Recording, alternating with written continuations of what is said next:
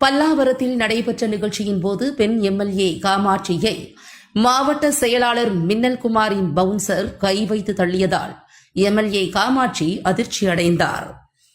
பல்லாவரம் சட்டமன்ற தொகுதிக்குட்பட்ட அம்பேத்கர் சிலை அருகே அஞ்சலை அம்மாள் பிறந்தநாள் நிகழ்ச்சி நடைபெற்றது.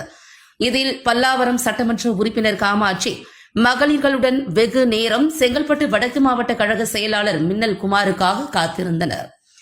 அப்போது காரில் இருந்து இறங்கிய மாவட்ட கழக செயலாளரின் பவுன்சர் ஓடி வந்து திடீரென மகளிர் நிற்கும் கூட்டத்திற்குள் புகுந்து பெண்களை தள்ளிக்கொண்டே ஒதுங்கு ஒதுங்கு மாவட்ட செயலாளர் வருகிறார் என மகளிரை தள்ளி கொண்டு வந்ததுடன் கூட்டத்தில் எம்எல்ஏ காமாட்சி நிற்பது தெரிந்தே அவர் மீது கை வைத்து தள்ளினார்.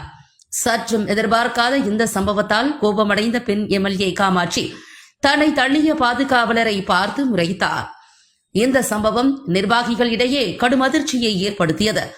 மக்களால் தேர்ந்தெடுக்கப்பட்ட பெண் எம்எல்ஏவை துளிகூட மதிக்காமல் மாவட்ட செயலாளர் மின்னல்குமார் நான் ஒரு விஐபி என சொல்லிக் கொண்டு தனக்கான ஒரு பவுன்சரை வைத்துக் கொண்டு செல்லும் இடமெல்லாம் இதுபோன்ற செயலில் ஈடுபடுவதாக நிர்வாகிகள் புலம்பி தள்ளுகின்றனர்.